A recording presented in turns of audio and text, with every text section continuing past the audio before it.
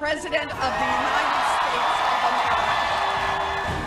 But one candidate is better known for her inspirational teachings than for her politics. Thank you. You've heard me say before, we've had a crisis of adulthood in our society. Too many men have acted like boys and too many women have acted like girls. If you really want your life to change, if your life is off track, you have to look at yourself. You have to look at your own character defects. You have to look at your own values, your own principles. Marianne Williamson is revered worldwide as a spiritual guru, known for her thoughts on love, divinity, forgiveness, and personal growth. Americans are depressed not because there's no money.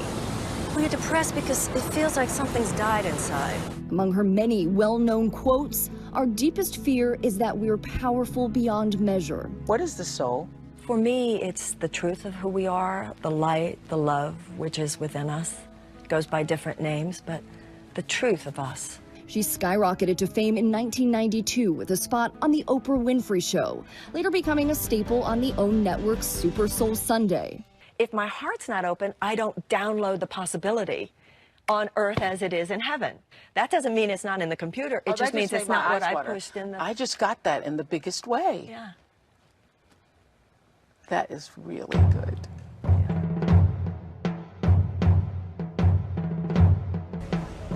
They're beautiful, sometimes bothersome, but without insects, scientists say life on Earth is under threat. A global review of studies into insect populations shows they're declining 8 times faster than mammals, birds and reptiles. At that rate, the world's insects could disappear completely within 100 years. The base of the ecosystem is built upon insects. And if the insects disappear, then the whole ecosystems will collapse. If the insects disappear, we're going to disappear too. The whole agricultural system depends, among other things, on the insects that are most vulnerable to extinction to control the other insects which compete with us for our crops. So this is a brilliant paper, but at the same time, one that scares the pants off of any biologist who understands how the world works. It's not just the place of insects in the food chain that has scientists worried. They pollinate plants, purify the soil and waterways, recycle waste, and have an important role in pest control. And their numbers are declining by 2.5% every year. While climate change and urbanisation are factors, scientists point to the intensification of agriculture as the main culprit. The report's authors say insecticides have little real bearing on food production. Part of the solution is the overhaul of how the world grows its food to be more environmentally friendly. It's an overly optimistic paper because it mentions the things that we should be doing in order to avoid the extinction of the insects. And the point is, we're not doing any of them. This isn't the first time scientists from around the world have issued a warning about threats to humanity. The first was back in 1993. The second was just last year. The problem is, they say, too few are paying attention. Miriam Nahond, Al Jazeera. Let's go out west now to where they're getting pummeled with feet of snow. ABC's Will Carr is there in Mount Hood, Oregon with all the latest. Good morning, Will. Good morning, Amy. This snow has been relentless. It continues to pound this area. We have at least 2 to 3 feet of this light and fluffy snow out here this morning. When we were driving by overnight, we didn't even realize that this was a car because it is buried in so much of this snow. And as residents are continuing to dig out, there's more bad weather on the way. Overnight, dangerous winter weather slamming the Pacific Northwest. This is the 4th snowstorm to hit Seattle in the past week alone. More than 20 inches of snow have blanketed the area just this month. Snow and ice creating a winter nightmare for commuters in Washington. Watch as this red car slides right off the road. Snow shutting down interstates and highways, causing numerous crashes, 2 tractor trailers colliding. One state trooper says these are the worst conditions he's seen in almost a decade. The whiteout conditions strangling SeaTac Airport, the 9th busiest in the U.S. Hundreds of flights canceled or delayed. A steady stream of plows scraping ice off the runways. Thousands of passengers stranded. This is the most snow SeaTac has ever seen in the month of February. The region getting so much snow so quickly, the roof on this house collapsing. seriously injuring an elderly man. This morning, fears heavy snow and rain could trigger landslides. We're expecting more snow and rain up and down the West Coast in the coming days. George. Geek.com reports that a winter storm has hit the Hawaii Islands, with officials warning residents of gusty winds, rain, high surf, and even snow.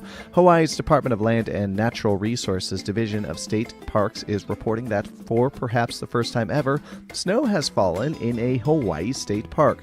Video captured by Kimberly Espana and posted by Maui Watch on Instagram shows roads at the Poli State Park blanketed in white. Footage of snow falling in Haleakala National Park and people enjoying the rare occurrence in Maui have also been posted to social media. The DLNR said the forecasters were spot on with their predictions, calling the storms an unprecedented. Reuters reports a senior Revolutionary Guards commander said on Monday that Iran would demolish cities in Israel to the ground if the United States attacked the Islamic Republic. Yadallah Javani, the Guard's deputy head for political affairs, was quoted as saying, "The United States does not have the courage to shoot a single bullet at us, despite all its defensive and military assets. But if they attack us, we will raze Tel Aviv and Haifa to the ground." He was speaking at a rally celebrating the 40th anniversary of the Islamic Revolution. Reuters reports North Korea has continued to produce bomb fuel while in denuclearization talks with the United States, and may have produced enough in the past year to add as many as 7 nuclear weapons to its arsenal. This is according to a study released just weeks before a planned second summit between the North Korean leader and U.S. President Donald Trump. However, the country's freeze on nuclear and missile testing since 2017 means that North Korea's weapons program probably poses less of a threat than it did at the end of last year. 300 Filipinos, mostly children, have been infected with measles from January 1st to February 9th this year. Health authorities said February 11th the cases included 70 confirmed deaths. Last week, the health department announced a measles outbreak in Metro Manila and parts of Luzon and Central and Eastern Visayas. Most of the cases were recorded in the National Capital Region, followed by Calabarzon. According to Inquirer, the health department said 79% of the fatalities did not have immunization against measles. Health authorities have earlier warned a possible measles outbreak due to the low turnout rate in previous immunization campaigns. Parents have been reluctant to have their children vaccinated amid the Dengvac mess. President Rodrigo Duterte will reportedly take part in an upcoming information drive aimed at gaining back the Filipino parents' confidence in the government's immunization. Pakistan is facing nationwide fuel shortages, and it's affecting all sectors of the economy, from major industries to consumers. Kamal Haider has this report from Islamabad. It's another cold, wintry morning in Islamabad, and the tea houses, of course, are doing brisk business because of the cold weather. But hotels across the country, including businesses such as bakeries, are complaining that the Sui Northern Gas Pipeline system is not able to give them the gas necessary to keep their businesses running. The country is seeing a shortfall of almost 50% and above when it comes to the gas delivery pipeline system because of delays at the shipping end, and that also caused by rough weather. Consumers such as these are already complaining that they're paying far too much for their gas bills. Our previous bills were 60 to 65,000, but from last month it increased incredibly. I went to gas office, they said gas is going to be expensive and you have to pay it. We have this small business and we have to pay sellers and other expenses. We are thinking to shut down our business. We are fed up of paying bills. We are not able to give education to our children. We are paying electricity bills or gas bills. This is just tormenting us. We've come here at the gas office, but no one's listening to us. This is indeed a serious crisis for a country which is already cash-strapped. The Pakistani rupee is losing its value, and it seems the people here across the country are now also losing their patience. A seemingly endless petrol queue in San Cristobal, one of dozens that goes on and on. More than 200 cars until we lose count, all waiting and praying that they'll be able to fill up before the pump runs dry. People sleep in their vehicles, like Luis Hevia, who's been in the queue for 3 days. Look, here we are suffering. We haven't eaten. We smell like monkeys and all these people jumping the queue. How do they expect this country to function? We need support. In the country with the world's largest oil reserves, scarcity of petrol isn't new, especially here in Táchira, which shares a border with neighboring Colombia. This has been happening for at least 3 years, but every day it's worse. The list of reasons is long. With hyperinflation surpassing 1,000,000%, petrol is practically free. This bill is worthless, and if people don't have change, they don't have to pay at all. And this has been feeding a widespread smuggling racket. Vehicles like this one have not one but two fuel tanks that can hold more than 200 liters of the world's cheapest petrol, much of which makes its way across the border into Colombia. It is a black market, a lucrative business that's controlled by Colombian paramilitary and left-wing guerrilla groups. But it's an open secret that it would be impossible without the participation of Venezuela's armed forces and police, who are supposed to patrol the border. Freddy Bernal, whom the government has appointed as the de facto state governor, concedes that a parallel economy has been created along the border. Because the price difference between Colombia and Venezuela is too large. Here, 20 liters cost 20 bolívares. You cross the border, and that same container costs 1 million. The profit is extraordinary, unimaginable for these mafias.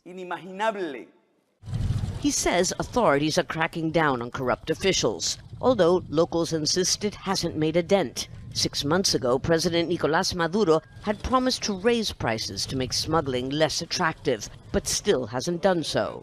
And there's another problem. Venezuela's state oil company is producing only a fraction of what it used to and must import petrol. That's now even harder because of new U.S. economic sanctions. In the meantime, ever-resourceful residents of Táchira have introduced a new service for those who can afford it: paying for someone to take your place to spend the night in the queue. Lucia Newman, San Cristobal, Venezuela. According to CNN, the French Interior Minister has announced a 74% rise in anti-Semitic acts across the country over the past year, amid a series of incidents in Paris in recent days, including the desecration of a memorial to a murdered Jewish man. On Monday, municipal workers discovered that a tree planted in memory of Ilan Halimi in a Paris suburb was chopped down, while another was cut in two. Halimi, 23, was kidnapped, tortured, and murdered in an anti-Semitic attack in 2006. The attack on Halimi's memorial is just one of at least 4 widely reported acts of anti-Semitism in Paris since Sunday. According to Reuters.com, a senior commander in Iran's Revolutionary Guard said on Monday that Tehran will not withdraw its forces from the region, dismissing U.S. calls that Iranian regional influence should be curbed. Brigadier General Hossein Salami, deputy head of Iran's Revolutionary Guards, told the press, "The enemy cannot ask us to leave the region. They must leave the region. We will help any Muslim anywhere in the world." Reuters reports officials signed a short-term agreement on Sunday to boost South Korea's contribution toward the upkeep of U.S. troops on the peninsula, after a previous deal lapsed amid U.S. President Donald Trump's call for the South to pay more. About 28,500 U.S. troops are stationed in South Korea, where the United States has maintained a military presence since the 1950 to 1953 Korean War. The new deal must still be approved by South Korea's parliament, but it would boost its contribution to 1.03 trillion won, which is about $890 million, from 960 billion won in 2018. Now, and the looming prospect of another government shutdown. Congress has until midnight Friday to strike a deal, but talks on Capitol Hill have stalled, and the president is signaling again that he might go around Congress by declaring a national emergency to build his border wall. Our senior congressional correspondent Mary Bruce has the latest. Good morning, Mary.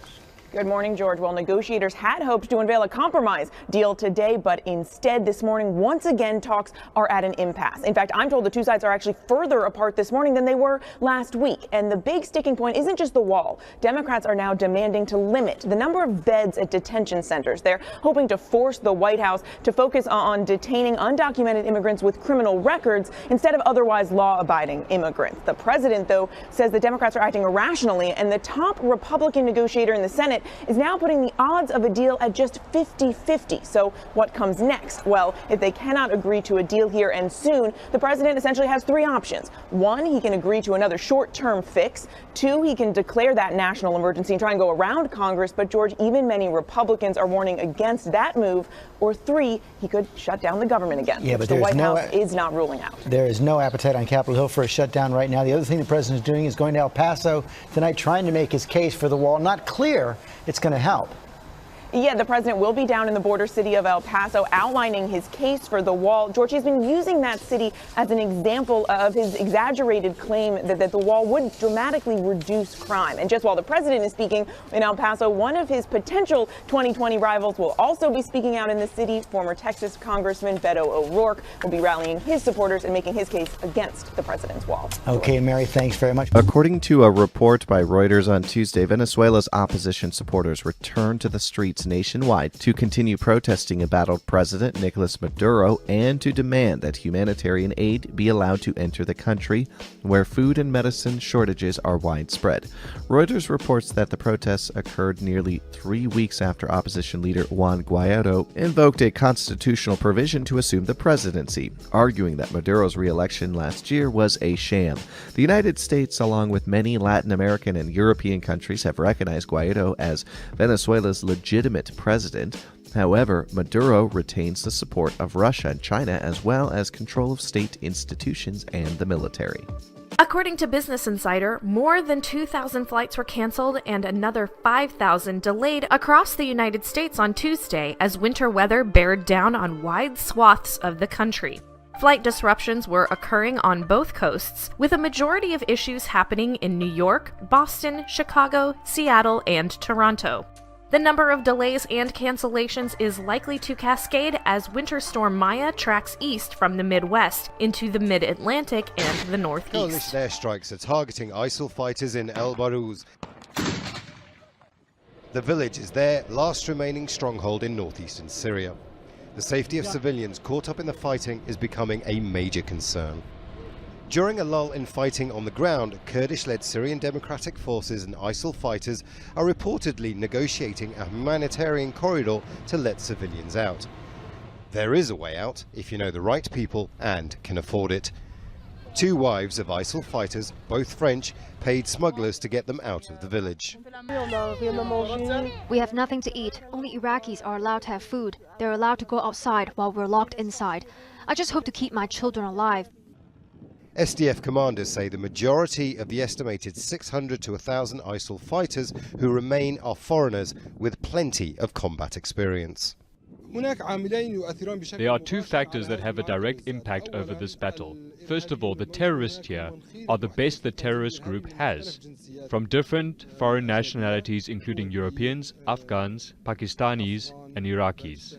These are all professionals and have past experiences in other terrorist groups, including Al-Qaeda and so on. The second factor is that they are defending their last headquarters. The SDF is very concerned about the civilian population within the village and says the battle is being slowed down because of it. It says that the ISIL fighters are using the civilian population as human shields and that the operation will take longer than the originally estimated few days. Imran Khan, Al Jazeera, Gaziantep. Despite stitches from a cesarean surgery, Zara Abubakar trekked for 2 days with her triplets to escape Boko Haram at the end of last year. The children were barely 2 weeks old when the family fled Baga. And for the second time she arrived Maiduguri, a city the family left 6 months earlier to rebuild their lives. The recent attack on Baga was more ferocious. I came face to face with Boko Haram. I saw them. I was very frightened. Zara is one of several thousand people displaced by the renewed fighting. The Nigerian army has recaptured the areas briefly occupied by the fighters and says it's consolidating its gains by motivating and rearming its troops. We've established new formations to conform with the new challenges that we're having. The asymmetric warfare is what we are facing in the northeast and indeed across the country. But despite recent successes by the army, displaced people like Zara aren't considering a return to Baga. We're not going back. We went back and nearly lost our lives. We'll stay in Maiduguri. Boko Haram launched an insurgency in northeast Nigeria in 2009, aiming to establish a caliphate. The violence in the decade-old conflict has killed tens of thousands and displaced more than 2 million people. The Boko Haram faction affiliated with ISIL has claimed responsibility for most of the attacks in the region. They targeted mainly security forces and government agencies. Security experts say the governments of Cameroon, Chad, Niger and Nigeria need to improve cross-border collaboration to deal with the threat. Some foreign embassies in Nigeria, including the United States, had earlier warned of possible attacks by Boko Haram ahead of the elections. And with few days to the vote, there is anxiety in some remote communities in Nigeria's northeast. Ahmed Idris, Al Jazeera, Maiduguri, American Nigeria. troops need to stay in South Korea until a peace treaty is signed with the North. That's coming from General Robert Abrams as he was answering a question from the Senate Armed Services Committee on Tuesday, local time. The commander of USFK noted the former combatants have only signed an armistice agreement, merely a cessation of hostilities. Some in Seoul pointed out the general's remarks could mean that U.S. forces can withdraw once the parties have signed the peace deal. Responding to such concerns, South Korea's defense ministry pointed out on Wednesday that the allies share a firm understanding of the role and the importance of Washington's troops in maintaining peace and stability on the peninsula and in Northeast Asia, and that their presence is a matter of the two countries' alliance, not whether or not a peace treaty is signed. Finally tonight here, America Strong, the World War II veteran who turned 100 today, and his wish.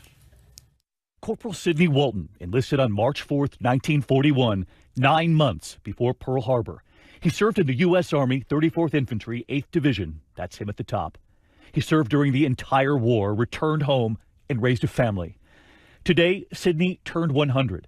He's visiting all 50 states, hoping Americans might want to meet a World War II veteran. We sure did. Armed with a photo from his early days in the Army. Who's this handsome devil? Me.